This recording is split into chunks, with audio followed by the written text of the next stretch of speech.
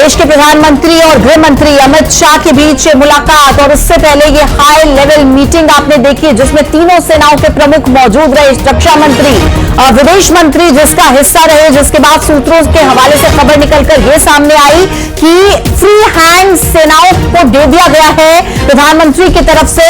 तो अब हलचल तेज होती नजर आ रही है क्योंकि बैठक के बाद अब प्रधानमंत्री नरेंद्र मोदी की मुलाकात गृह मंत्री अमित शाह से हो रही है उनके आवास पर।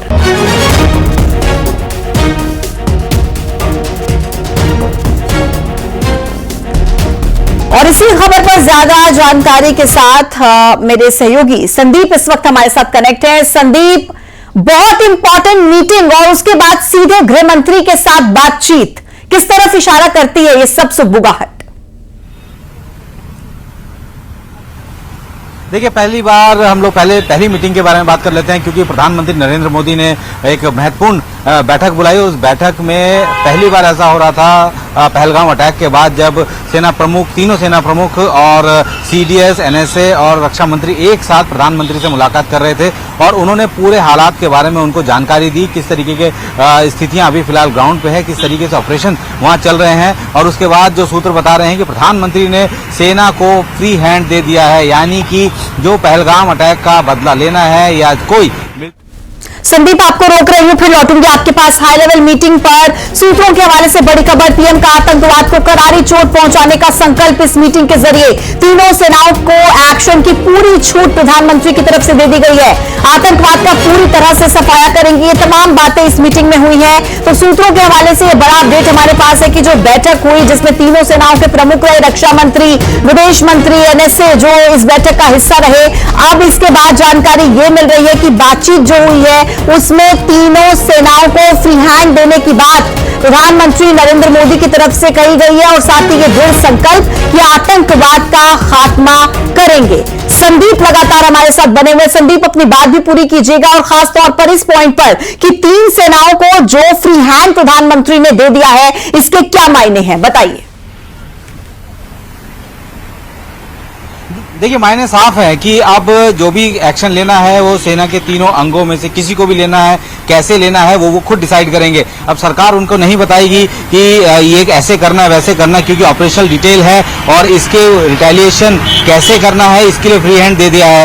और ये अपने आप में ही बहुत बड़ा कह सकते हैं कि एक स्टेप है। हालांकि ये सूत्र ये भी बता रहे हैं कि प्रधानमंत्री ने साफ भरोसा जताया है तीनों सेना के ऊपर और पूरी तरीके से वो उन्होंने जो है पूरी खुली छूट उनको दी है कि अब वो अपने हिसाब से ऑपरेशन को कंडक्ट कर सकते हैं। आपको याद होगा कि जिस वक्त पूर्वी लद्दाख में भारत और चीन के बीच विवाद शुरू हुआ था, गलवान में जिस तरीके की हिंसा हुई, उसके बाद भी प्रधानमंत्री नरेंद्र मोदी ने तीनों सेना को कहा था, थल सेना को भी ये कहा था कि लोकल कमांडर जो है वो अपने हिसाब से फैसले ले सकते हैं, उनको पूरी छूट दी गई थी। तो अब सब चीज जो है वो सेना के तीनों अंगों के ऊपर है। तीनों सेना प्रमुख यहाँ पे मौजूद थे, उनको ये भरोसा, प्रधानमंत्री को इस बात का भरोसा है पूरी तरीके से कि तीनों सेना के अंग कोई भी होगा, कैसे भी होगा, इस तरीके के रिटेलिएशन को खुद से संदीप, बहुत ज्यादा अहम हो जाता है क्योंकि बेशक हमारी सेना की तरफ से इससे पहले एयर स्ट्राइक किया गया हो या सर्जिकल स्ट्राइक, देश की सरकार की तरफ से ये फ्री हैंड उनको उस समय पर भी दिया गया था और अब दोबारा से एक बार फ्री हैंड, यानी कि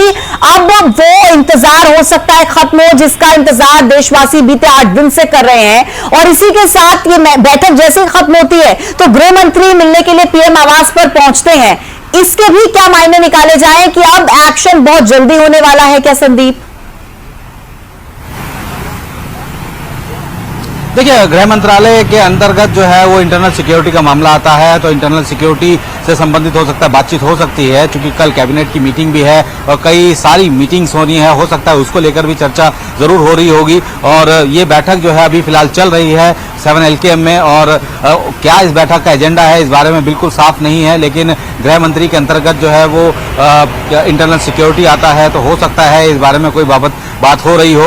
और कल जो है कल बड़ी बैठकें भी हैं, तो ऐसे में हो सकता है उसको लेकर भी चर्चा हो या और कोई भी एजेंडा हो सकता है। लेकिन जो आज की सबसे बड़ी बैठक थी वो यही बैठक थी कि रक्षा मंत्री की अगुवाई में तीनों सेना प्रमुख और सीडीएस सेना प्रधानमंत्री नरेंद्र मोदी से मिले और उन्होंने पूरे चीजों के बारे में, पूरे हालातों के बारे में जानकारी दी। और प्रधानमंत्री ने सीधे तौर पर साफ कर दिया है कि अब गेंद आपके पाले में है, पूरी जी। तरीके से फ्री हैंड है आपको, आप जैसे चाहे वैसे ऑपरेशन को अंजाम दे सकते हैं, जब चाहे तब दे सकते हैं। हाँ, और संदीप, इससे पहले ही देखिए, अभी तो ये बैठक आज हुई है और इससे पहले लगातार बैठकें चल भी रही हैं हिंदुस्तान में, लेकिन पाकिस्तान की जो बौखलाहट है वो भी लगातार आए दिन सामने आ रही है। अभी जिस तरीके से अपने 40 लाख रिटायर्ड फौजियों को वापस बुलाने की बात पाकिस्तान के पत्रकार कहते हुए नजर आ रहे थे, तो कुल मिलाकर अब इस मीटिंग के बाद ये तो तय है कि पाकिस्तान का जो डर है और जो शंका है वो कहीं ना कहीं और ज्यादा बढ़ने वाली है। संदीप,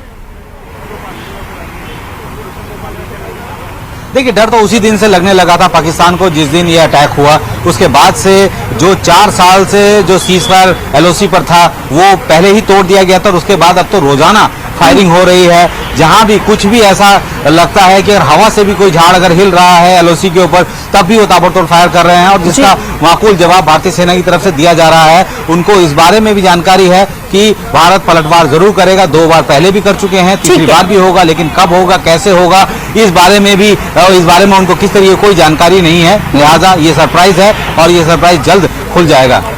बहुत शुक्रिया आपका संदीप, डिटेल्स देने के लिए, धन्यवाद।